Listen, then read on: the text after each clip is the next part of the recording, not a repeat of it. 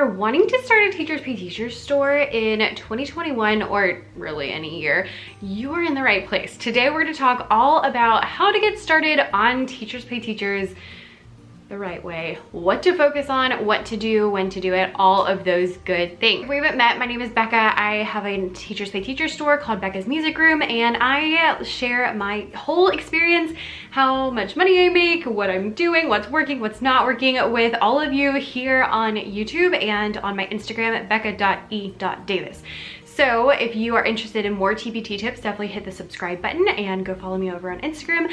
And with that, let's hop right on into it. Now, if you would like more specific information, I will link, I have a Getting Started on TPT guide that is a freebie, and it has all of this stuff plus more that has like little checkboxes. You can check it off. It tells you exactly what to do every step of the way. So I will leave that link down below. Now, this video is all about how to start a successful TPT shop. And so the first thing you need to start a successful TPT shop that like actually makes money is to decide on a niche. Now, if you are like, I don't know what that word means, it's okay. A niche is basically your little corner of the internet. And how I like to describe it is your niche is where the things you enjoy and the things you're good at meet the things that people want. So where the intersection of those two things is your niche. Your niche tells you who you're gonna serve and what kind of products that you make. Now, I'm gonna tell you a secret that a lot of people don't tell you, because people love to talk about your ideal customer, but honestly, your ideal customer or your niche is usually you. Or you before you learned what you learned now. So for example, I teach elementary music. So do you know what my niche is? Elementary music.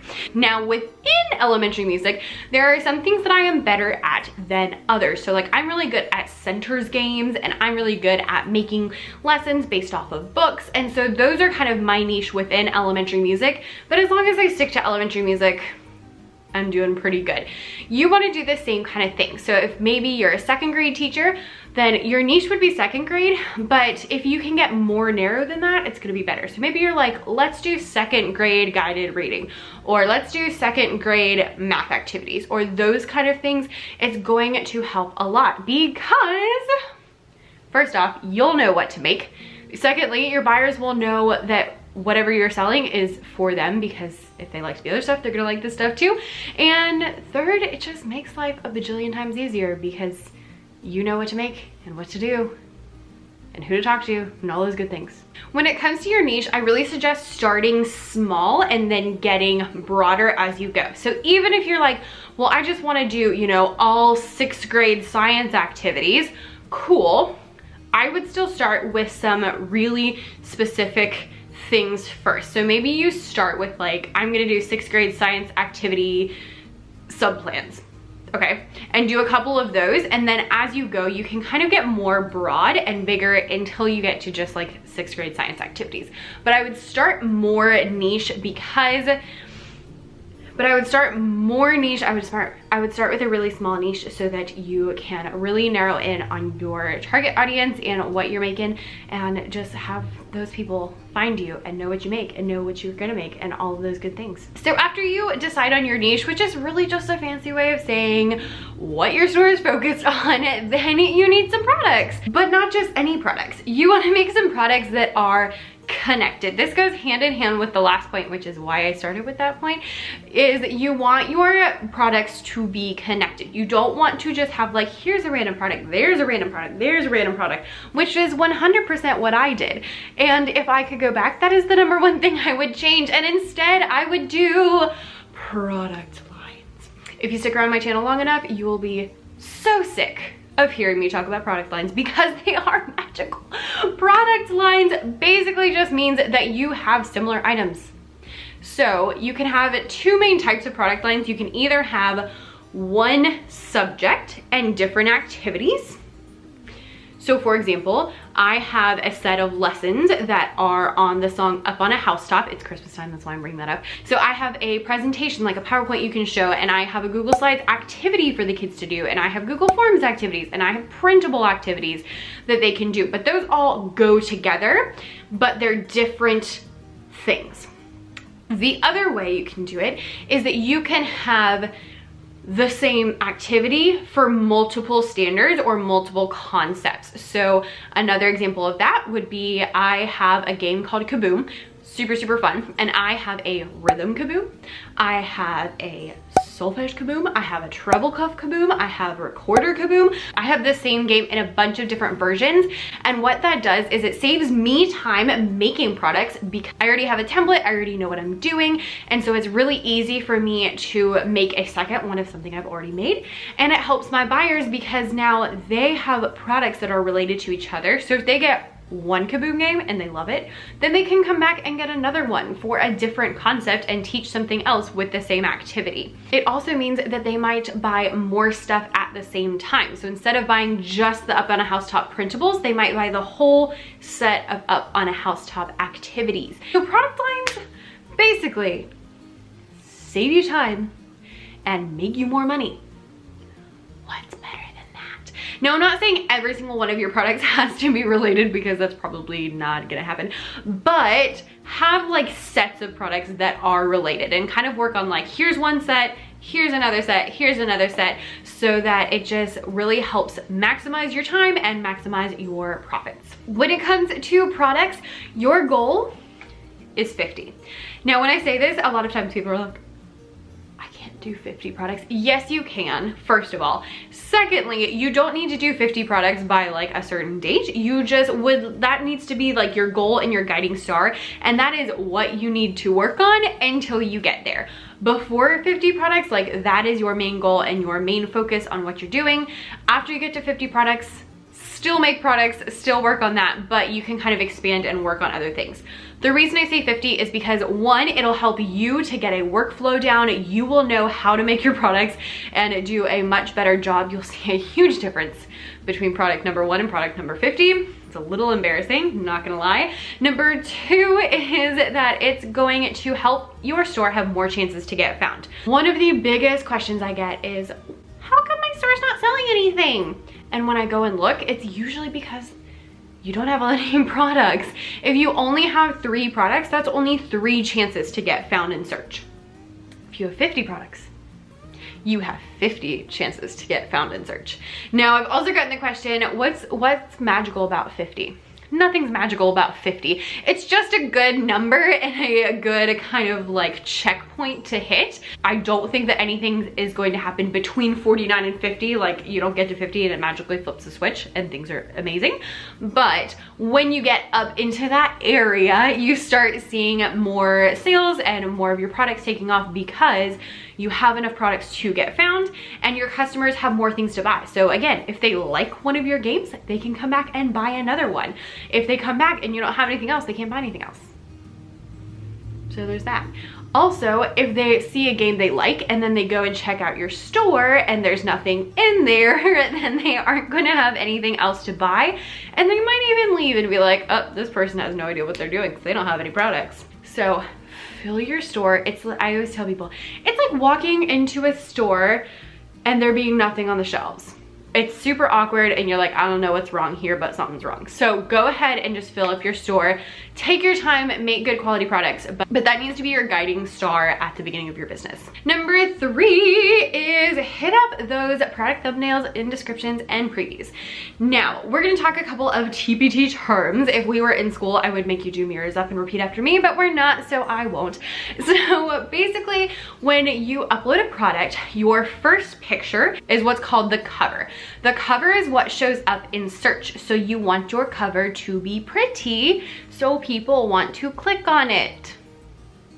Just saying. On your cover, your best practices are going to be to have the title of your product and also to have pictures of your product. If it's a printable product, I highly recommend you printing it out, filling it out, taking a picture and putting it on there. I know it takes a lot longer. I promise it helps. But having pictures of your product on your thumbnail is really helpful. Don't put a ton of words on there because then people are not gonna see it, because remember, it's gonna be pretty small. So just go and it's gonna be pretty small, but you want it to be attractive, you want it to have the product on it, and you want it to have the title in an easy to read font. I make all my thumbnails on Canva and I have a whole video about how I do that, which I will link down below.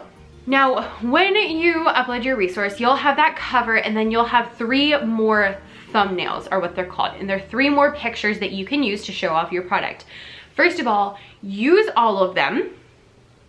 Use all of them, because this is what people are looking at to decide, am I gonna buy this product or not? So you want to use everything available to you to convince them that they should buy this product. So in those, you can either do live action pictures or you can use a picture from your resource. You can always save your PowerPoints as images and stick those in there.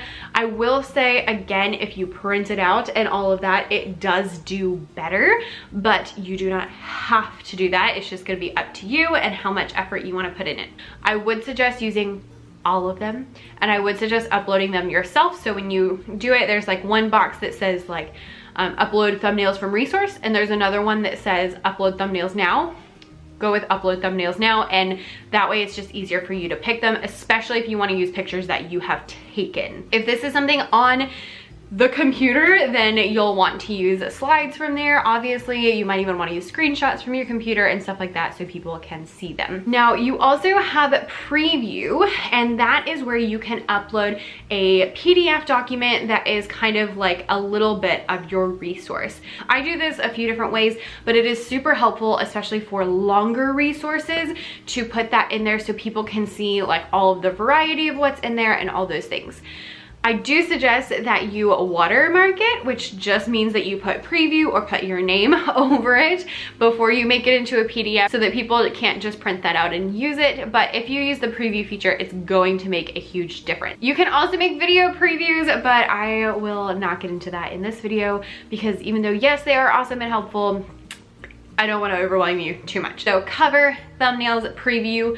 Do you have to use everything? No, but I would say use everything you can because this is your chance to show people what's in your product. In your description, you want to make sure you tell people exactly what your product is and exactly who it's for and exactly what's in it. The more descriptive you can be, the better. I like to alternate between paragraphs and bullet points, and I always have a bullet point section that says this product includes, and then it's like this many worksheets, this many slides, and those kind of things so that if people are just skimming, they can find that very easily. Number 4 tip for a successful TPT shop in the new year is to build an audience. So TPT will get you sales just from being on TPT. TPT's biggest traffic driver is TPT because it is a search engine. But that's only part of the puzzle. If you can build an audience of people who follow you or who subscribe to your newsletter, then you're going to do a lot better because you'll have a way to talk to your customers and gain more potential customers. Growing your audience is going to help bring traffic to your store. So if you notice like, oh, my resources aren't getting any clicks, this might be a good way to make it happen. This is not a quick process. It definitely takes some time, so do be patient, but building an audience makes a huge difference. You can build an audience on social media, you can build it through an email list, you can build it through content like a YouTube or a blog or a podcast. All of those things are really helpful. My suggestion is to pick one and try that out and do it, because just like with TPT, there's going to be a learning curve and it's going to take you a while to really figure out what you want to post, how you want to talk to people, and all of those things. So just pick one. And if the thought of doing that and starting your 50 products is too much, then just worry about your products and you can add this on a little bit later. As far as like what social media to do, I would suggest just whatever you like. Teachers are pretty much everywhere, so there's not a huge concern about there not being teachers on whatever platform you like, but if you don't like the platform, you're not going to do well. I am very loquacious, and so I am not good at concise talking, and so Twitter is not my friend. I am much better at Instagram, where I can post a photo or I can post a video and I can talk and I can use the stories and I can make my description as long as I want to. So I prefer Instagram to Twitter and to Facebook, but that's just me. A lot of other people prefer Twitter, a lot of other people prefer Facebook, so it's just kind of whatever you prefer. Now, I also got this question recently, do you have to? You don't have to do anything in your business, but it's going to make a difference if you want to have a successful shop, if you can actually talk to your audience. While we're on this, I will suggest that you do start an email list as early as possible. I know that sounds scary. I promise it's not. I have a whole playlist about email lists, so I will leave that down below, how to start one, what to send them, what to do, and just all of the things that you need to know basically. But I really just suggest starting this as early as possible because, you know, it's like you can start it now or you can start a year from now, but you're always gonna start from zero. So the sooner you start, the better. Now, number 5 is when you feel ready for it, add some content. So content is things like YouTube videos, podcasts, blog posts, and that sort of stuff. Having content is what I consider to be like the magic thing when it comes to really any online business, but especially with Teachers Pay Teachers. Having content allows you to build an audience. It allows people to know, like, and trust you because they now know you exist. They start liking you because you're giving them some helpful advice, and they start trusting you when they try something you suggest and it works. This means that they are so much more likely to come buy something from you in your store. Content is also a good traffic driver, both to Teachers Pay Teachers, but also to your email list or to your social media. So if you're like, no one's following me on social media, well, start a blog and tell them to go follow you on social media. I have a lot of people that find me through YouTube and then come over to my Instagram, or find me on my blog and then buy something and then come over to my Instagram or my email list, or they might start on my blog and they join my email list and then they come buy something from me. And all of these things really work together, but content is the best way to get found. It is a whole thing in and of itself, so I'm not suggesting you start it as soon as you start everything else, because when you're starting TPT and starting those products, like, you have to figure that part out, and starting a blog or YouTube is like its own thing that you have to figure out. But whenever you feel ready for it and you feel like you can take that next step, I suggest doing content as early as possible, because it is the main thing that I have found that has helped my store and pretty much everyone else I've talked to. So right now you don't have to start it, but have it kind of in the back of your mind for when you feel ready. But I'm gonna end this with a couple of like little TPT hacks and advice, so kind of smaller pieces of things. These aren't like steps, but they are really useful. The first one is to print out your printable products and do them. I kind of already mentioned this, but I didn't actually do this until really recently, like a couple weeks ago recently. And just in the last couple weeks, I have noticed a huge difference in people purchasing my printable resources. And the only thing I can think of is that must be why. So I have been printing out like my coloring sheets and my activity sheets, and I usually will actually film myself while I fill them out, so that then I now have a video of it, and I fill them out, and then I can take pictures of them to go in my TPT listing. It can go on my social media, it can go out to my email list, it can go anywhere, everywhere, all the places. And it has made a huge difference because people can actually see it. The less you leave up to people's imagination, the better. So the more you can show them and say, look, this is what it is, the better it's going to be. It does take a little bit of extra time, but I promise you, it's worth it. Now, if you're worried about the ink, I would highly suggest getting an HP printer and getting HP Instant Ink. I pay $10 a month for mine, and I have like 300 pages a month of color or black and white. So I can print an entire page of color and it's exactly the same as like one word of black and white, which is a little weird when you think about it, but it works. And then you also have like rollover. They have a smaller plan as well, but I have the 300 pages because I print a lot and I've never had problems. I've never gone over. They just automatically send you new ink when you need it, and it has been game changer. So highly recommend that too. If you're stuck on what products to make, start with what products you need in your classroom.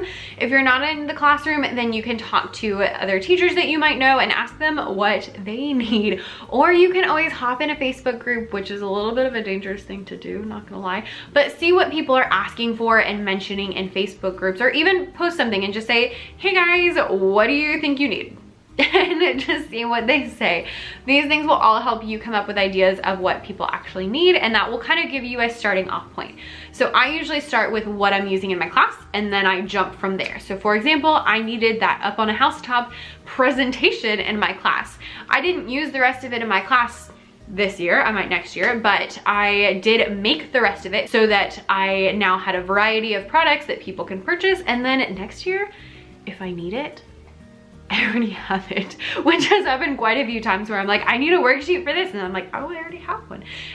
And it's a magical feeling, I'm not gonna lie. So start with what you need and then kind of think about what else could I make around that product. The next little tip is to treat this like a business even from the beginning.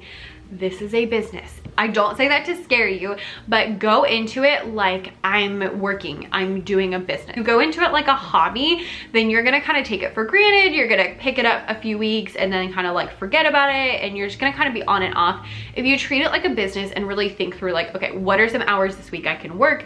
How can I take that seriously? How can I get the most done at the right time? You know, all of those things that go into like working and being a business, you're going to grow a lot faster, because just even the mindset switch of thinking like, oh, this is a business, is gonna make a giant difference. And along with making it a business, make a plan. I am shocked by the amount of people who don't know when they're gonna work, what they're gonna work on, or what they're gonna do. Like, oh my goodness, the worst thing you can ever do is sit down in front of a computer and not have a plan. So take a day, you know, it could be once a month, it could be once a week, and just sit down and think like, okay, what are some days that I could work this month or this week? And then what am I gonna do when I sit down to work, so that I'm not sitting down and having like a writer's block moment where I'm like, I don't know what to do because I didn't make a plan. Make a plan first. That way when you sit down, it's easy. Even if you sit down and you're like, I don't know what to do, then you just look at the plan and you're like, oh, that's what I'm gonna do.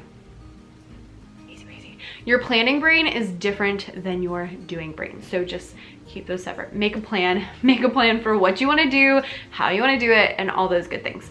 And the last piece of advice is to remember that we are playing the long game. This is not something that's gonna be an overnight success.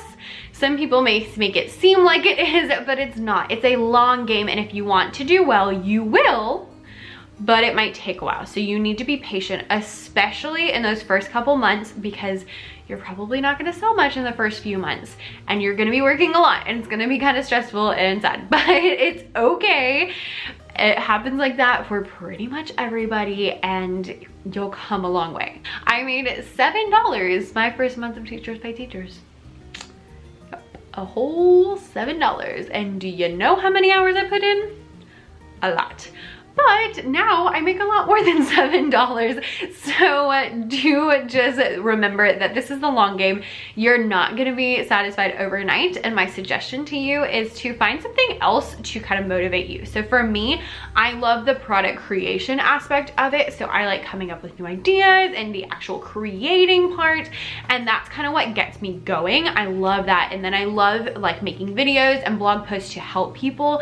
I love content, and I love products, and I just love making all the things, and so that's where I get my motivation. And even now, you know, like in the summer when it's really slow and I'm working my butt off, that's what I remember. I get my motivation from the creative side of it and not necessarily the monetary. That'll come, but you're gonna have to be patient and remember that this is the long game and not an overnight thing. Seriously, like go message anyone on Teachers Pay Teachers on Instagram and ask them, and they're all gonna be like, yeah, I made no money at first.